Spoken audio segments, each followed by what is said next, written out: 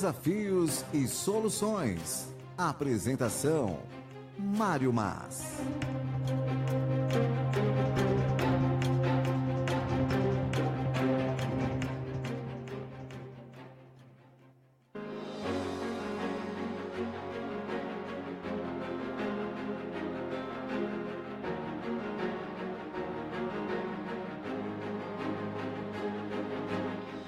Hoje vamos estudar o livro Desafios de Mudar, de minha autoria. Todos os resultados desse livro, os lucros, são destinados à Rádio Boa Nova. Você pode obter na TV Mundo Maior, no mundomaior.com.br. Bom, deixa eu fazer aqui o compartilhamento para que o pessoal do Facebook, Mário Mas, possa também participar. Está aqui. Compartilhar. Prontinho. Olha, tem um psicólogo chamado Maslow que ele propunha estudarmos pessoas amadurecidas na humanidade para tê-los como modelo de comportamento. A programação neurolinguística fala da modelação, que é um processo no qual nós copiamos o comportamento do outro. De alguma forma, nós aprendemos com aquilo que os outros fazem, com o relacionamento que temos com pessoas da nossa vida ou mesmo desconhecidas. Nós sempre estamos aprendendo. Então, qual é o modelo que nós precisamos ter para uma conduta de crescimento pessoal? Uma conduta lúcida na existência e não uma conduta na qual o indivíduo muitas vezes acaba apagando a sua própria personalidade para imitar alguém, não é? Porque vocês vejam, na nossa infância nós somos muito influenciados pelos nossos pais, pelas pessoas do nosso meio social. É claro que sempre depende da evolução do indivíduo. Uma pessoa mais evoluída, ela está menos afeta à influenciação exterior, porque ela tem, digamos, um domínio pessoal que faz ela lidar facilmente com estas questões. Então, nós somos muito influenciados. Muitas vezes os nossos pais, por serem os adultos que estão mais próximos de nós, no qual recebemos educação, afeto ou maltrato, seja lá o que for, são os modelos que nós temos. Quando você pensa nos modelos que você tem na vida, eles são legais? São construtivos? Você está contente? Ou fala, puxa vida, mas que vida chata, que vida difícil, complicada, problemática, uma vez que você segue modelos inadequados, obsoletos, disfuncionais. Então, você pode ter uma visão do mundo distorcida por conta dos modelos que você tem. É interessante, quando o Jung fala da individuação, que é o indivíduo se tornar ele mesmo, a grosso modo nós podemos dizer que é o indivíduo deixar de ser os modelos sociais, de deixar de ser as personas, aquilo que nós vemos nos outros que chamam a atenção. Então, a individuação, o indivíduo se tornar ele mesmo, né? Ele vai saindo das influências exteriores e vai se tornando quem ele é. E aí tem os vários trabalhos da psicologia humanista, falando da autenticidade, assertividade, autoafirmação, que nós precisamos exercitar ao longo da vida para fortalecer a nossa personalidade. Bom, falando de modelo, hoje nesse livro Desafios de Mudar, eu vou pegar aqui a proposta do benfeitor Emmanuel, tirada do livro Roteiro, quando ele fala desse homem integral que é Jesus. Das suas propostas, né, os seus ensinamentos, que nós vamos aqui estudar alguns desses tópicos, para ter uma ideia do que é a conduta correta. conduta correta não é conduta neurótica, porque algumas pessoas, às vezes, elas têm horror de falar de padrões, de falar de modelos. Mas isso fica por conta das projeções da pessoa, dos tormentos pessoais dela, né? Porque quando você pega um modelo bacana, você aprende a como lidar com coisas da vida, a como se manifestar na existência de forma mais acertada. Então, os ensinamentos de Jesus são dados por ele, que é um espírito superior. Os modelos sociais que nós temos são falíveis, passageiros, temporários, não tem nenhum comportamento definitivo que serve como parâmetro para todo mundo. Não tem, só Jesus. Os outros são seus emissários, estão aprendendo com ele. Então veja bem, gente, se você quer ser uma pessoa que os holofotes fiquem na sua cabeça, mostrando quem você é, talvez você siga o egão de algumas pessoas que têm destaque social. O máximo que isto vai te proporcionar é um prazer bem fugidio, uma coisa passageira, que nunca consegue sustentar o seu interior, você sempre vai se sentir carente, porque esses modelos exteriores, nem eles mesmos, né, estão satisfeitos com aquilo que eles fazem. Eles também estão buscando modelos, outros exemplos. Por quê? Porque na sociedade imatura nós buscamos sempre esses modelos falíveis que trazem resultados imediatos ou que são aquilo que estão mais perto de nós, mas que têm os seus defeitos, as suas carências. Então vamos logo seguir a proposta de Jesus, trazida por Emmanuel. Ele fala, primeiro ensinamento, né, que ele nos dá para saber o que priorizar na vida, saber aonde buscar recursos para a nossa existência. Ele diz, ama a Deus, nosso Pai, com toda a tua alma, com todo o teu coração e com todo o teu entendimento.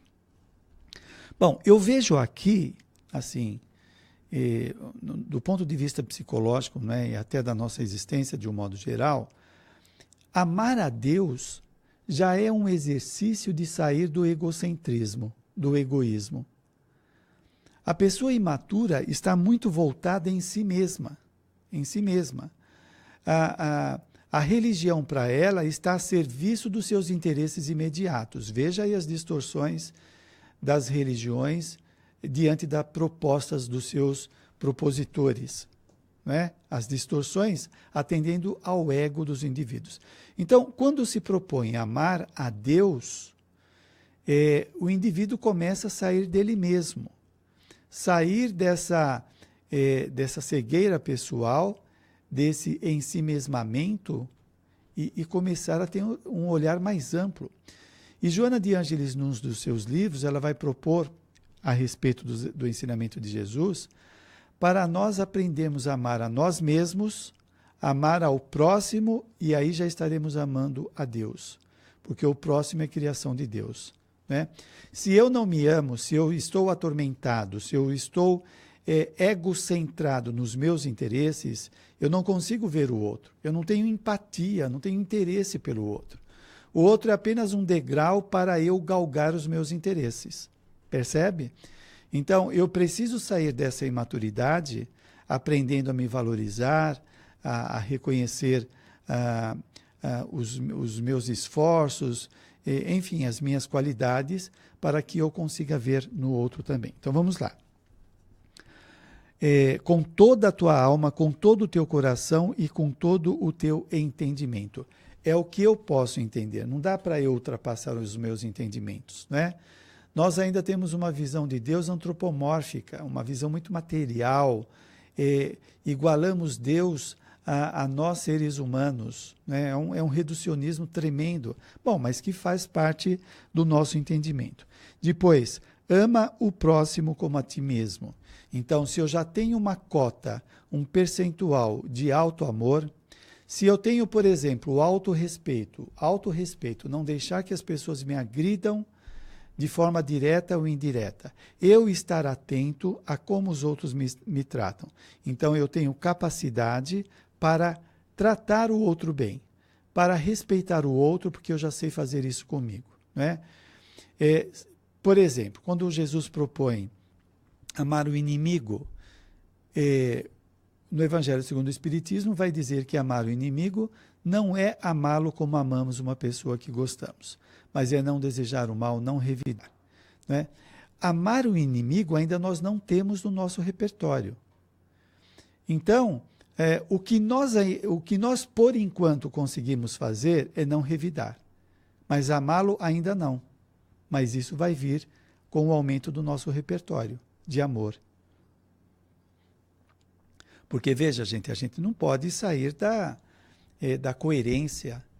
Você não pode chegar, não é que você não pode, mas a gente não pode ser incoerente de chegar para uma pessoa que não gostamos, dar um abraço e falar eu te amo, se não o amamos. Se você ama é diferente, mas se nós não amamos, não adianta eu fingir que eu gosto. Não, espera, no mínimo eu não vou fazer nada para ela, já é um passo. Muito bem, é muito profundo, né, os ensinamentos de Jesus. Agora, eu estou falando também com os meus limites, obviamente, né? Eu não tenho alcance para fazer, para atingir a abrangência que a proposta de Jesus traz para nós. Então, olha só, perdoa ao companheiro quantas vezes se fizerem necessárias. E isso é uma coisa inquietante dentro de nós, que muitas vezes nós ficamos questionando. Espera aí, deixa eu só... que nós ficamos questionando, mas eu vou perdoar de novo? A pessoa ontem me provocou, me desafiou, me fez mal, hoje ela está repetindo, eu vou perdoar de novo? Quantas vezes eu tenho que perdoar? Então aí tem os nossos interesses que se interpõem, não é? Para nós tem limite, porque o nosso equilíbrio tem limite. Né? Então nós não sabemos lidar direito com isso. E como vivemos numa sociedade em que é apregoado as pessoas levarem vantagens, as pessoas burlar as leis, não é? Então o indivíduo ele não aceita essa condição, ele acha que tem limites, assim como funciona na sociedade, algumas coisas. Você tem a oportunidade de fazer uma coisa, depois não tem mais, então como que eu vou ficar perdoando indefinidamente? Mas é a proposta de Jesus. Então, quem está fazendo essa proposta é alguém que sabe o que é melhor para nós. Não é uma suposição. Não é para ser bonzinho. Quando Jesus propõe isso, veja, ao perdoar, se exercitar para perdoar, nós estamos nos desligando, nos desvinculando da pessoa que foi o suposto malfeitor. Porque enquanto eu não magoo, eu continuo ligado a ela. Então, o Espiritismo vem a clarear a nossa visão, saindo das religiões tradicionais, que não têm o conhecimento, por exemplo, dos pensamentos que são emitidos. Como diz André Luiz, o nosso pensamento ainda é uma coisa, são ondas mentais, matéria mental, que carregam informações. Então, quando eu tenho ressentimento de alguém, eu estou vinculado a ela. Nós ficamos trocando farpas mentais, nos alfinetando. Quando se propõe o perdão, é uma proposta de cura do indivíduo, de sanidade, de equilíbrio pessoal, uma vez que o indivíduo se desliga daquele laço perturbador. Veja os casos de obsessão. O obsessor fica ligado simbioticamente com o encarnado, de tal forma que a energia de encarnado e desencarnado se entrelaçam de tal forma que eles chegam num momento que não conseguem viver um sem o outro. Eles estão acostumados, viciados naquele estado de perturbação. Não é? Então, eles acabam de alguma forma perdendo a identidade pessoal, mistura a identidade com o outro, entra no estado de loucura total pelo ódio que sente do outro. Esse é o resultado do ressentimento. Será que Jesus não tem razão de falar do perdão? Mas o perdão também, o ressentimento, mexe no orgulho, né? Eu perdoar depois do que essa pessoa fez? Então aí vem o orgulho. Eu me acho muito importante para perdoar alguém.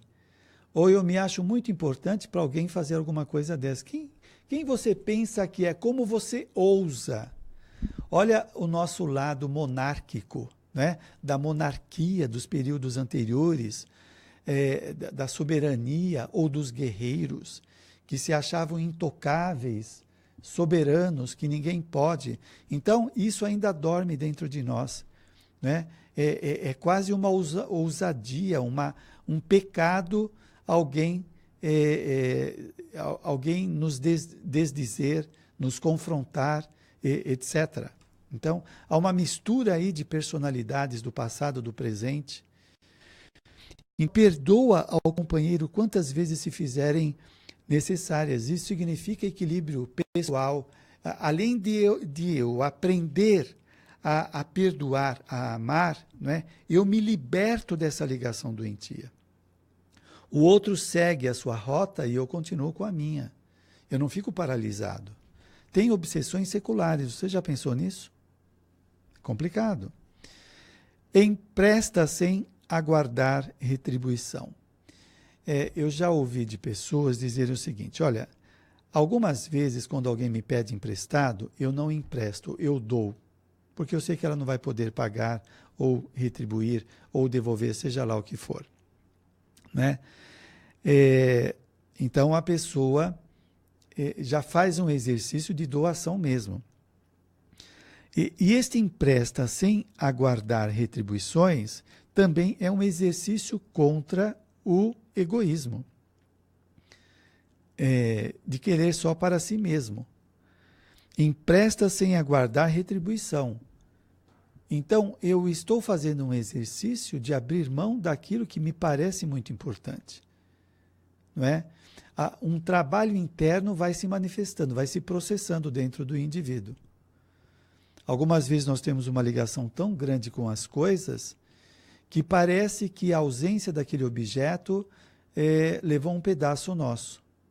Quantas vezes nós fazemos uma doação e durante a semana nós pensamos naquilo, puxa vida, eu gostava daquela calça, eu gostava daquele sapato, eu gostava daquele computador. E aí eu lembro o irmão Jacó no livro Voltei, quando ele está se desligando do corpo e da família e tal, e ele se sente ligado às coisas da sua casa. E o Dr. Bezerra de Menezes fala que isso decorre dos fluidos, como que fala? Parece que é fluidos compensados, alguma coisa assim. São os fluidos que nós temos de ligação com os objetos. Então, quando você senta no seu sofá, você deixa ele carregado das suas energias. Você tem interesse nele, você preserva ele. Tudo isso está formando ligação. Né?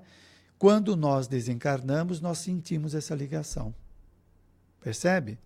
Então, o Dr. Bezerra de Menezes fala desses fluidos que nós mantemos com os objetos. Por isso que Joana de Ângeles fala de nós fazermos meditação do desligamento das coisas.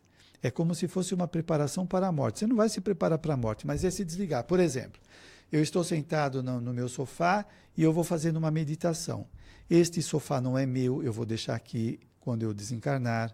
A geladeira, o carro, o meu corpo, tudo vai ficar aqui. São todos empréstimos. Então, mentalmente, o indivíduo começa a fazer um trabalho de desligamento. Percebe? Porque nós já fazemos um trabalho mental de ligamento. Nós nos apegamos às coisas e ficamos fixados neles. Bom, estamos na hora do intervalo. Vamos tomar um café e já voltamos.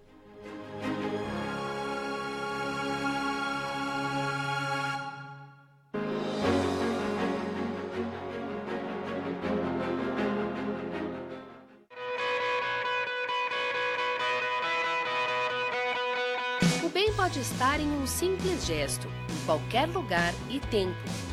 Por esse motivo, o Clube Amigos da Boa Nova quer que juntos possamos inspirar outras pessoas com o bom exemplo. Seja um propagador de boas ações. Compartilhe nas redes sociais as suas ideias e atitudes do bem. Textos, fotos e vídeos usando hashtag Clube Amigos da Boa Nova e hashtag Compartilhe o Bem.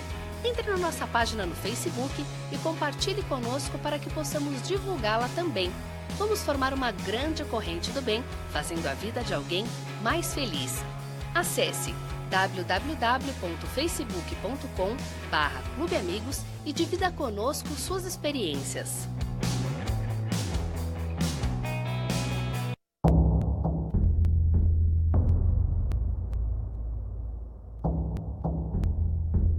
Em um mundo em que a intriga ainda impera, a TV Mundo Maior comunica a mensagem do bem.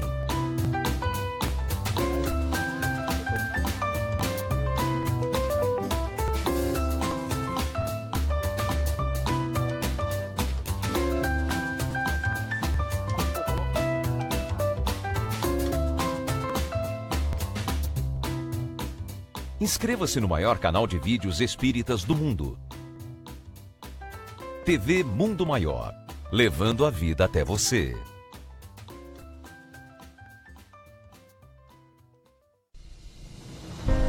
Quando estivermos prontos para partir, você não vai se preocupar com quanto dinheiro, poder ou prestígio você tem.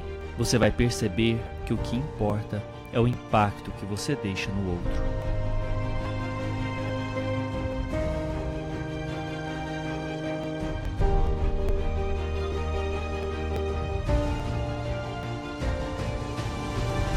Saiba mais em concafras.com.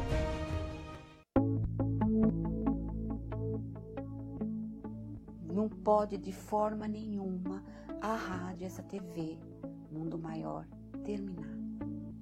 De jeito nenhum. Não tinha nada. Não sentia nada. De repente, uma dor na barriga, que era um câncer.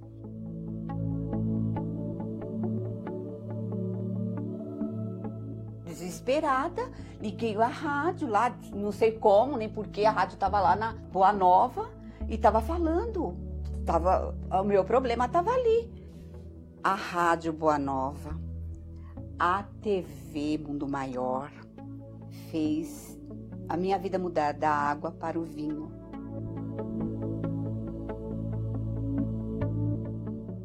Quando eu não estou na rádio, eu estou na TV. Eu estou com a faculdade aqui dentro da minha casa.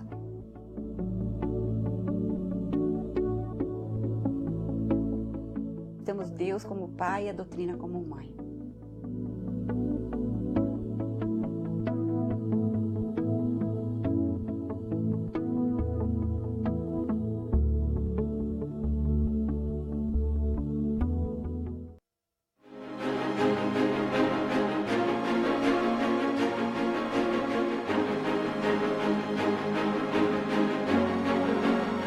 Muito bem, estamos de volta hoje estudando o livro Desafios de Mudar, falando da proposta de Emmanuel, elencando os ensinamentos de Jesus como modelo de homem integral. Este é o modelo que nós temos para a nossa existência, não é? Veja, sem neurotizar a própria vida, porque algumas pessoas querem se encaixar nesse modelo, forçando a sua própria natureza, esquecendo os ensinamentos do Espiritismo. Por quê? Porque nós aprendemos que fomos criados simples e ignorantes. Então, cada um de nós temos um grau de evolução que retrata a nossa capacidade de entender as coisas de formas bem diversificadas. Alguns entendem mais, outros entendem menos, de acordo com a sua capacidade. E isso é natural.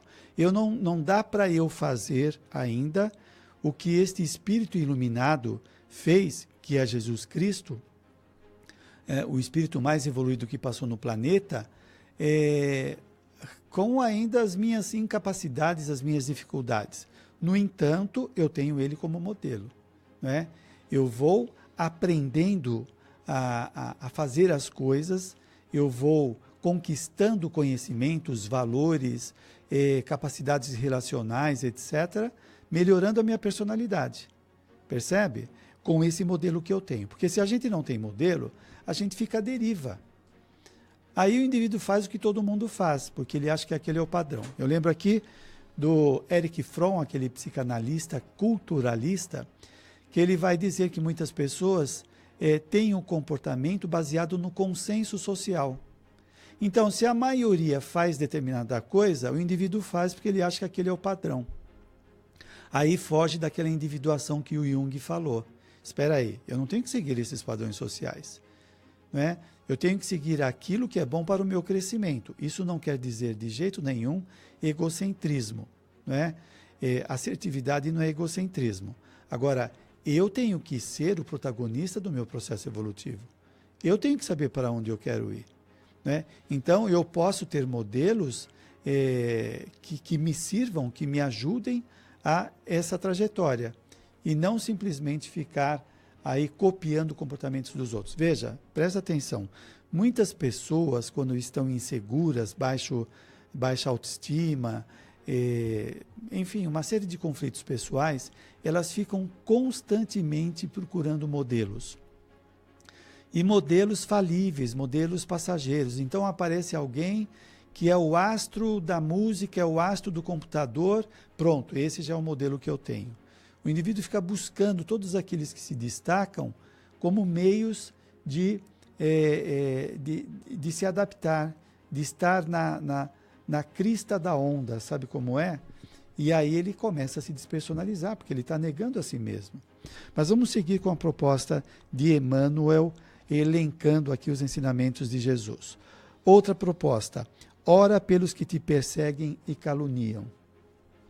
É interessante, você se fortalecer de armas, de forças para combater as pessoas que te caluniam ou perseguem, você está arranjando mais confusão, né? Você está pondo lenha na fogueira. Então, ele fala para orar, porque esses que perseguem e caluniam, se eles estão fazendo mal, eles estão incidindo na lei de causa e efeito, né? Eles estão gerando débitos evolutivos que vai trazer problema para eles. Se eu entrar no revide, no combate, eu estou também causando problemas para mim e para eles, socialmente, né? Então, veja, gente, aí entra o ensinamento do Espiritismo clareando a nossa vida sobre a realidade. Se você não tem débito para sofrer determinadas coisas, o mundo pode se voltar contra você sem acontecer nada. Não é ideia mágica, é lei de causa e efeito. As leis de Deus estão acima dos nossos interesses ou das nossas pretensas forças, né? Se não consta no seu débito, eu lembro aqui uma coisa muito interessante que eu estava lendo agora, foi no livro Missionários da Luz, do André Luiz. Um indivíduo nesse livro, ele se suicida por um determinado motivo. E aí, André Luiz questiona com o benfeitor Alexandre por que os espíritos que... Eu não sei se você sabe, as ruas, os bairros, têm espíritos que tomam conta dessas regiões, né? E André Luiz pergunta por que determinados espíritos não ajudaram o indivíduo a não se suicidar. E o Alexandre vai dizer, mais ou menos assim, que no caso do homicídio, que o indivíduo não faz nada deliberado de mal, ele emite a pessoa que vai ser alvejada, que vai ser assassinada, ela emite uma energia que os benfeitores possam ajudá-la. No caso do homicídio. Então você pensa com a rapidez da coisa. O bandido pensa em dar um tiro em alguém. Esse alguém que vai sofrer a bala o tiro, ele emite uma energia que os benfeitores podem ajudá-lo imediatamente. No caso do suicídio, não. No suicídio, o indivíduo ele fica detido em sentimentos perturbadores, desequilibrantes, que ele não consegue receber ajuda. Ele não consegue receber ajuda. Então aí você começa a perceber a lei que a gente não entende ainda direito, não é? Se você tem confiança em Deus, vai acontecer o melhor para você. O melhor, não o que você quer. Porque às vezes a gente quer coisas boas e às vezes o indivíduo não pode ter, depende. Depende da sua programação. Por exemplo, quantas pessoas queriam nascer com um corpo belíssimo? Às vezes ele não pode, ele já faliu na vaidade há várias vidas, ele tem que vir num corpo, às vezes, que não chame atenção. É uma possibilidade. Mas então, aqui, ora pelos que te perseguem e calunia. É o melhor que nós podemos fazer. Nós estamos aprendendo a fazer o bem, a sair da raiva animal, de querer revide, de querer fazer mal para o outro. Estamos exercitando uma força intensa, interna, de não revidar e fazer o bem. Olha só, a briga interna que está acontecendo, que vai causando o crescimento do indivíduo. Depois, ajuda aos adversários. Ajudar, por exemplo, no trabalho, na família. Então você se dispõe a ajudar, houve aquela briga, você não se dá bem, mas você se dispõe a ajudar a pessoa. Este comportamento está rompendo com aquela visão persecutória, vingativa, orgulhosa. Muitas coisas estão acontecendo neste momento. E, inclusive, o comportamento desse que vai ajudar o inimigo, ele passa a ser um paradigma, um modelo. O outro vai, puxa vida, eu pensava que essa pessoa me odiava, não gosta de mim, ela está me ajudando. Pronto, já mexeu na cabeça. Bom, não condenes para que não sejas condenado. Veja o que aconteceu com a mulher adúltera, né? Jesus falou se alguns dos que estavam presentes não tinham pecado. Atire a pedra quem não fez alguma coisa errada. Nós não fizemos coisas erradas? Gente, olha quem está aí do seu lado. Olha as pessoas com quem você convive. Rica, pobre, bonita, feia, doente, saudável. São todas iguais a você, a eu e ao resto do planeta. Nós somos todos iguais. A nossa trajetória é a mesma. Nós reencarnamos várias vidas em várias situações, várias condições de etnias, condições financeiras, culturas. Nós temos a mesma trajetória. É claro que cada um faz as suas escolhas pessoais, diante da cultura, do meio social, etc. Mas nós não fugimos de um certo padrão. Então, não existe pessoa melhor, privilegiada. Não, somos todos iguais, temos as mesmas necessidades. Então, nós temos as nossas falhas, carregamos aqui no inconsciente. Nós ainda não temos acesso a esse banco de dados, de informações milenares, porque ainda não suportamos. Então, quando nós vemos alguém cometer um erro e apontamos, se fosse aberto o arquivo mental, a gente se assustaria, né? Então, aprendamos a abençoar o nosso ofensor, porque nós precisamos de bênção também. Não quer dizer perder o senso crítico, não é isso não é perder o senso crítico. Que mais? A quem te pedir a capa, cede igualmente a túnica. É algo que a gente ainda socialmente não conseguimos fazer, não é? Porque ainda a taxa de egoísmo dentro de nós é muito grande. É muito grande. Então, muitas vezes ela acaba vencendo e nós damos alguma coisa só que está sobrando e ainda com dor. Pelo menos é um começo. Daqui a pouco a gente dá a capa. Ou vamos pensar na capa. Daqui a pouco nós podemos também dar a capa. Se alguém te solicita a jornada de 1000 passos, segue com ele 2000 passos. Também é um grande exercício, não é?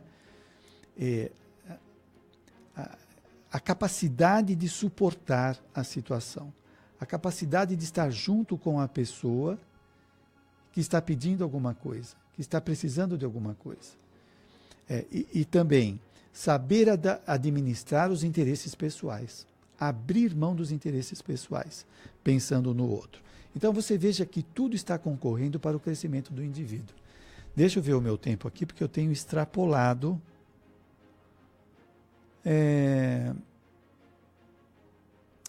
A Mariana está fazendo aqui uma colocação. Doutor Mário, como sempre, um ótimo programa. Muito obrigado, Mariana, que já trabalhou conosco aqui na Rádio Boa Nova. Este tema nos faz refletir sobre o nosso planejamento reencarnatório.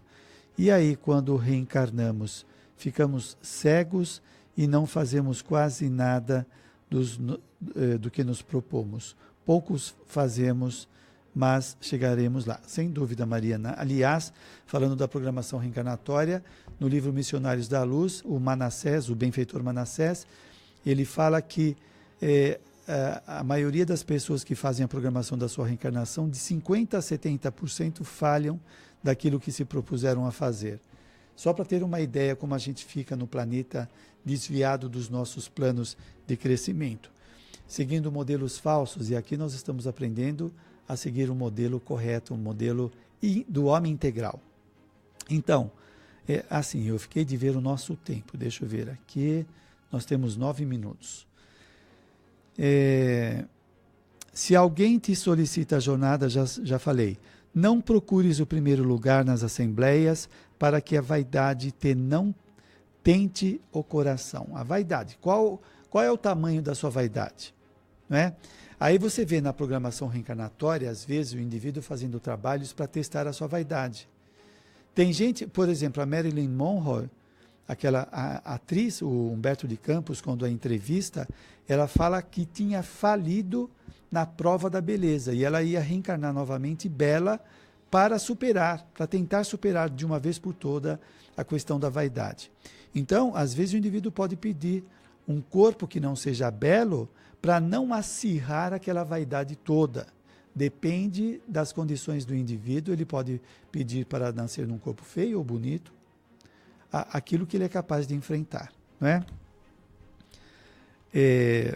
Então, não procurar o primeiro lugar nas assembleias, buscar lugares de destaque. Vocês vejam, às vezes nós temos uma imagem de nós que é falsa. Quando você está num ambiente que não favorece o despertar do homem velho, das nossas fraquezas, nós nos apresentamos como pessoas boas e sociáveis. E quem olha fala, puxa, essa pessoa, né, é boa, sociável. A hora que aparece um ambiente inóspito, um ambiente desfavorável, aí o indivíduo vai mostrar quem ele é mesmo. Então, numa hora de crise, numa hora de falta, o indivíduo mostra o lado, às vezes, de ressentimento, de rancor, de briga, de maldade, de avareza. Uma experiência que eu já vivenciei várias vezes. Eu vi pessoas ganharem um salário razoável e ter um comportamento. A pessoa foi promovida, começou a ganhar o triplo do que ganhava, fica arrogante. É isso, depende do estímulo. Nós não sabemos ainda o que tem dentro de nós. Depende ainda muito dos estímulos sociais. Sabe por quê? Porque ainda a gente não sabe fazer autoavaliação pessoal. Nós não temos autoconsciência de saber quais são as nossas imperfeições. Nós vamos lidando com elas no varejo, vai aparecendo aqui ou ali, a gente vai conhecendo os lados de nossa personalidade. Ainda não temos conhecimento pleno. Seguindo, quem se humilha será exaltado. Isso daqui na sociedade materialista é fraqueza. Se humilhar, isso daí é coisa de fraco. Será que é coisa de fraco? Quem se humilha, quem trabalha as imperfeições pessoais, quem não se enaltece, será exaltado. Ele entrará em contato com aspectos mais elevados da personalidade, com coisas mais bonitas da existência. Aquele que é arrogante, que se acha importante pelo poder que tem, pelas coisas que ele tem domínio, ele tem um poder dependente de situações. Ele não tem um poder genuíno. Depende, ele perde a função dele. Olha que já aconteceu, hein? O indivíduo perde o emprego, a empresa vai à falência, o indivíduo fica em depressão e entra no alcoolismo. Acaba toda a arrogância. Onde estava a fortaleza dele? Nem ele conhecia esse lado sombrio da personalidade. É a sombra, não é? Então, o indivíduo ainda não se conhece, então é muito ingênuo aquele cara cheio de pose, ou mulher cheia de pose, se achando por causa do papel de destaque social. Aparece um problema na vida da pessoa, desmonta tudo aquilo que ele pensava ser uma coisa eterna. Muito bem. Ao que te bater numa face, ofereça também a outra. O que eu entendo pessoalmente de você não revidar, não é? É claro que nós temos que saber lidar com pessoas maldosas, perigosas, que ficam todo o tempo provocando, arranjando armadilhas para derrubar o indivíduo. Ele tem que ficar atento. Mas não precisa revidar, não precisa entrar no papel torpe que ela está fazendo. Bendize aquele que te amaldiçoa. Se eu entro na provocação do amaldiçoamento dele, eu entro em sintonia. Aí eu posso sentir o que ele está querendo para mim. Se eu o abençoo, eu saio da sintonia. Ao contrário, eu mando boas energias para ele melhorar. Eu não entro na sintonia. Então você poderia pegar, pensar, a pessoa, existe amaldiçoamento, o desejo do mal, isso pega ou não, depende da sua sintonia. Não é que existe uma coisa em si, não é? Que o indivíduo faz uma praga e aquela praga tem um poder. Não, depende da sintonia. A praga é um desejo. Se eu não entro nessa sintonia, não acontece nada. E também depende da lei. A lei de causa e efeito está acima de tudo isso. Eu tenho débitos, créditos, como que está isso? Porque senão eu fico acreditando nessas coisas fortuitas da sociedade imatura, esquecendo que existe uma lei que rege as nossas vidas. Liberta e serás libertado. O nosso tempo está acabando, então vou terminar. Dá e receberás. Sê misericordioso. Faze o bem ao que te odeia. Qualquer que perder a sua vida por amor ao apostolado da redenção, ganhá-la-á mais perfeita na glória da eternidade. Resplandeça a tua luz. Tem bom ânimo. Deixa aos mortos o cuidado de enterrar os seus mortos. Gente, é ensinamento, é um roteiro que nós temos de como nos comportar na sociedade. Você quer um roteiro? Você quer um caminho? Você quer um modelo? É o que este Espírito perfeito está dizendo para nós fazermos. Né? Se nós ficarmos escutando horóscopo, fofoqueiros da televisão que ficam falando mal da vida alheia, de comportamentos, fofoqueiros que podem estar ao nosso redor, jogando veneno nas relações, né? Falando mal amigos falando mal de amigos, ou né? Falando mal da personalidade. Ah, você é muito isso, muito aquilo, só semeando problemas. Não, nós temos que sair disso. Olha, se o indivíduo optou na sua existência em ser um infeliz, problema dele. Eu não tenho que ficar do lado de uma pessoa que cultiva o mal, a infelicidade. Eu não vou desprezá-lo, não vou acabar com a amizade, mas eu não vou ficar o tempo todo perto de alguém que só quer o mal. Se ele quiser o bem, opa, vamos conversar, vamos sair, vamos bater papo, legal. Mas ficar servindo de lixo mental dos outros, não. Nós temos um compromisso com o nosso crescimento. E quando nós aprendemos a nos auto-amar, nós sabemos lidar com o outro. Não é querer mal o outro, não é? É tomar conta da nossa existência, porque às vezes um obsessor está usando ele para jogar você no buraco. Muito obrigado a todos, tenham uma boa semana e até o próximo encontro.